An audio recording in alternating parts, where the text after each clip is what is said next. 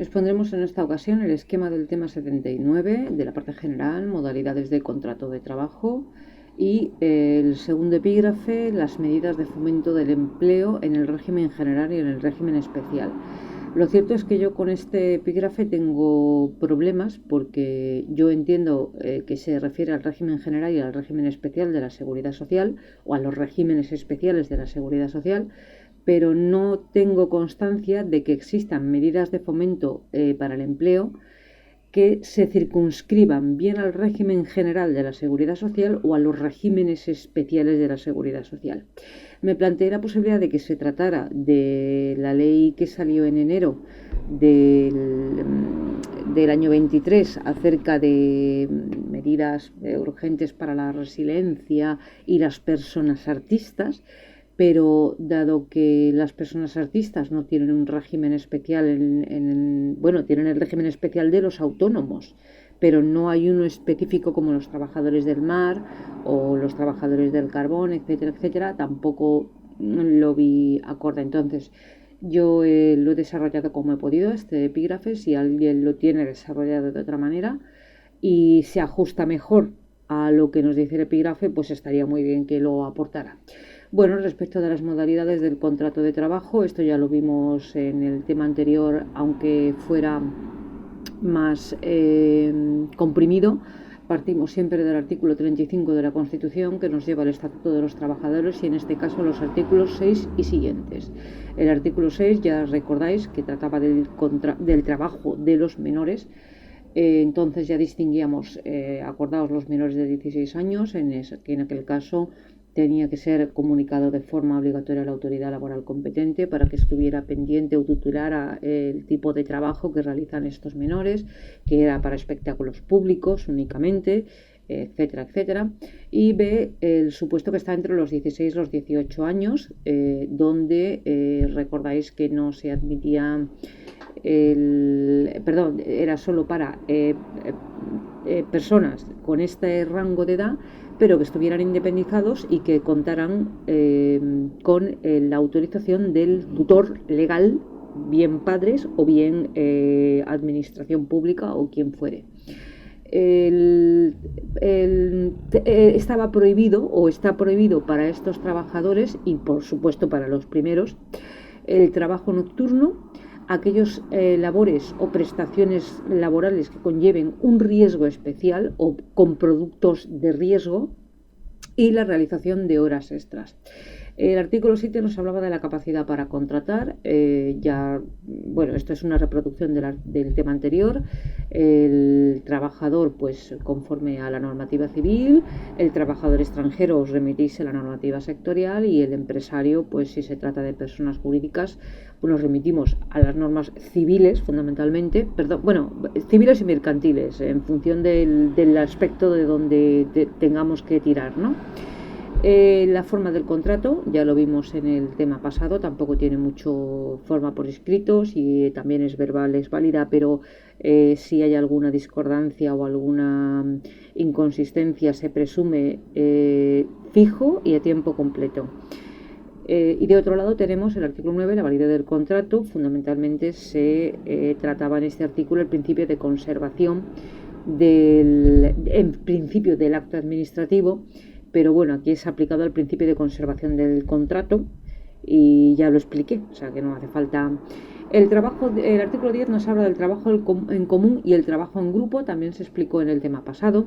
Ya dije que el trabajo en común es cuando hay un empleador, un empresario, que para realizar una tarea amplia, por decirlo así, contrata personas individuales que no tienen ninguna relación entre ellos y que además pueden desarrollar distintas labores, les puede pagar distinto sueldo porque están realizando distintas labores, y los puede tener contratados en distinto régimen o con distintas modalidades de trabajo, porque como son personas individuales distintas, y la relación entre el trabajador y el empresario es individual, es entre cada trabajador y el empresario. No hay ningún nexo de unión entre los trabajadores. independientemente de la representación, del régimen de representación de los delegados de personal o del comité de empresa que pueda existir si son muchos trabajadores. Y el contrato de grupo era aquel grupo que ya existe, es un grupo de trabajadores que existe previamente, hay un vínculo jurídico entre ellos y tienen un representante. Y aquí ya decíamos que la relación jurídica se establece entre el empresario y el representante. No obstante, el contrato se hace al grupo y luego el alta en la seguridad social también se hace individualmente, pero como contrato de grupo. Y aquí el que realiza las funciones siempre de representación y quien puede ejercitar las acciones es el representante.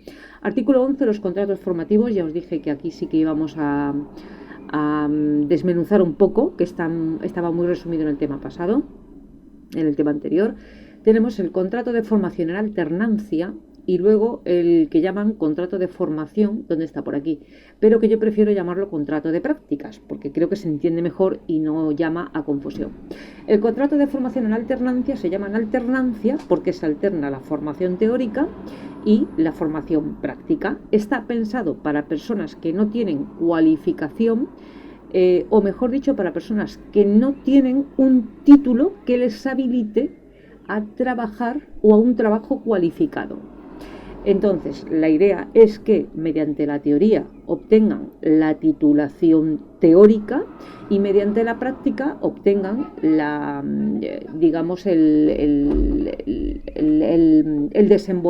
capacidad para desenvolverse a la hora de llevar a cabo el trabajo.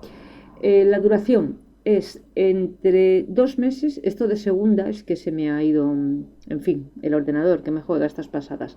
La duración oscila entre 3 meses y 2 años, dependiendo del tipo de contrato que se quiera hacer. No hay una regla en función de la cual sean 3 meses o 6 meses, o no va por ahí.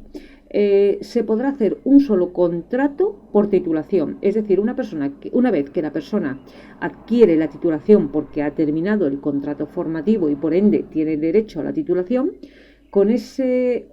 para esa actividad para la que ya está titulado, no se le puede realizar otro contrato formativo.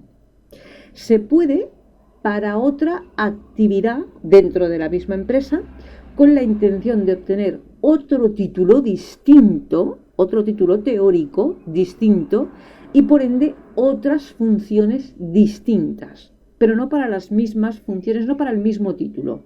Aquí va un título, un contrato. Este tipo de contratos, el tiempo de trabajo efectivo en el primer año será del 65%. Porque claro, tiene que haber teoría y tiene que haber práctica. Entonces el tiempo de trabajo efectivo debe ser del 65%. El segundo año llegará a un máximo, estamos hablando de un máximo del 65 o del 85. No podrán realizar horas extras ni se permite periodo de prueba. Respecto de la retribución, en vista de que lo que realizan es una jornada que no llega a la totalidad, porque es el 65% del tipo o del tiempo de jornada que se establezca. No tiene por qué ser una jornada completa. Bueno, pues oscila entre el 60 y el 75% del salario equivalente a la jornada que estén prestando. El primer año hasta el 60% y el segundo año hasta el 75%. Respecto de la formación, bueno, nos dice el Estatuto de los Trabajadores que en principio deberá desarrollarse en un centro adecuado. No obstante, si el centro de trabajo cuenta con aulas o con instalaciones para la formación teórica o para la enseñanza teórica, pues podrá realizarse en la propia empresa. Bueno, esto que no hay tiempo. Y luego tenemos el contrato en prácticas, que está pensado para una persona que ya tiene una titulación que le permite obtener un trabajo cualificado, pero que durante el plazo que oscila entre los 3 o los 5 años, dependiendo del tipo de titulación que sea, a partir de la obtención, desde la obtención del título, es decir, un título, esto es el de 5 años es universitario, el de 3 años es cuando no es un título universitario. Pues hasta 3 años desde la obtención o hasta 5 años desde la obtención, se le puede realizar a esta persona un contrato de prácticas para que, se maneje en el ámbito material de la titulación que ha obtenido de carácter teórico. La duración será de 6 meses a 1 año, tampoco hay un criterio específico de por qué, depende de lo que decida el empleador. Si el plazo máximo es 1 año, es decir, si una empresa te contrata por 6 meses, otra te puede volver a hacer un contrato en prácticas por 1 año. Pero una vez que has cumplido el año, con el mismo título, no sé si lo dice aquí, sí, un contrato en prácticas por titulación. Es decir, una vez que ya has cumplido el año de contrato en práctica o de varios contratos en prácticas hasta completar 1 año, ya no puedes, con el mismo título, no te pueden volver a hacer un contrato en prácticas en ninguna empresa. Si tienes otro título distinto, pues te lo pueden hacer en función de otro título distinto. No pueden realizar horas extras, aunque en este caso sí cabe periodo de prueba. Y el periodo de prueba será de máximo 1 mes. Respecto a la retribución, en principio la retribución ordinaria y por supuesto nunca por debajo del salario mínimo, artículo 27 del Estatuto de los Trabajadores. Artículo 12, el contrato a tiempo parcial y el contrato de relevo. El de tiempo parcial ya lo comenté en el tema pasado y además tampoco es muy complejo. No se pueden realizar horas extras, pero sí horas complementarias. Ojo, porque estas horas tienen que estar pactadas con el trabajador. Puede negarse, tienen que notificarse con anticipación, no podrán superar, no recuerdo, porque las extras sí que son 80 máximo año, pero las complementarias no recuerdo si era el mismo baremo. Y luego tenemos el contrato de relevo, que es aquel que surge como consecuencia de un trabajador que se jubila en un porcentaje que puede oscilar entre el 25 o el 50%, por lo tanto está percibiendo parte de la pensión de jubilación y parte del salario.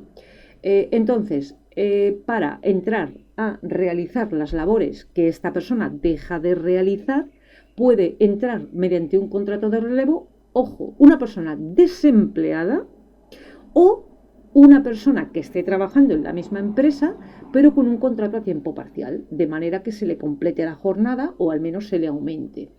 Respecto de la duración, pues la duración depende del tiempo que permanezca el trabajador que está jubilado parcialmente en esta situación. Pues si está 1 año, 1 año, que está 2 años, pues 2 años, que está tal, pues lo que esté. Tiene que ser, eso sí, el contrato de relevo tiene que ser por todo el tiempo que le reste al trabajador, el que sea. Eso depende del... y el puesto puede ser el mismo puesto de trabajo, que se ocupe por turnos o por partes del día por distintos trabajadores.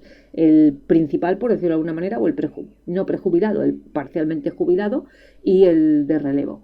Y el contrato, el artículo 13 nos habla del trabajo a distancia, que en esto tengo que reconocer que en el tema pasado cometí un error porque no lo tenía en el esquema, no lo tenía actualizado y yo lo llevaba por el Real Decreto 20 del año, un Real Decreto del año 20, el Real Decreto Ley 2820, y ahora ya pues está, lo he visto, ya lo he confirmado, está la Ley 1021, que es la que se ocupa específicamente del trabajo a distancia. Más tipos de contratos, en este caso por mor de la duración del contrato. El 14 nos habla del periodo de prueba, no me voy a extender demasiado.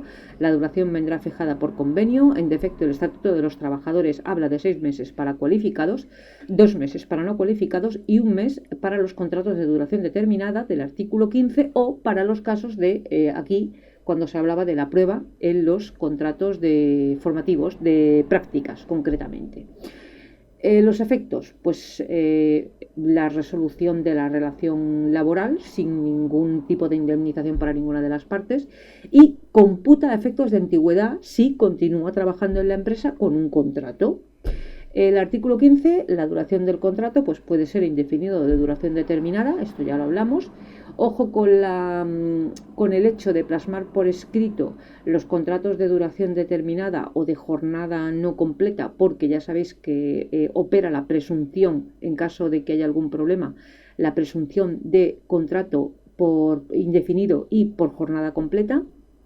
El plazo máximo de los contratos de duración determinada será de 6 meses, aunque por convenio pueden ampliarse hasta un año. Si se incumpliere esta duración, es decir, si la misma empresa hiciera contratos consecutivos de 6 meses, incumpliendo lo fijado en convenio o en la ley, lo que ocurre es que el trabajador adquiere la condición de fijo.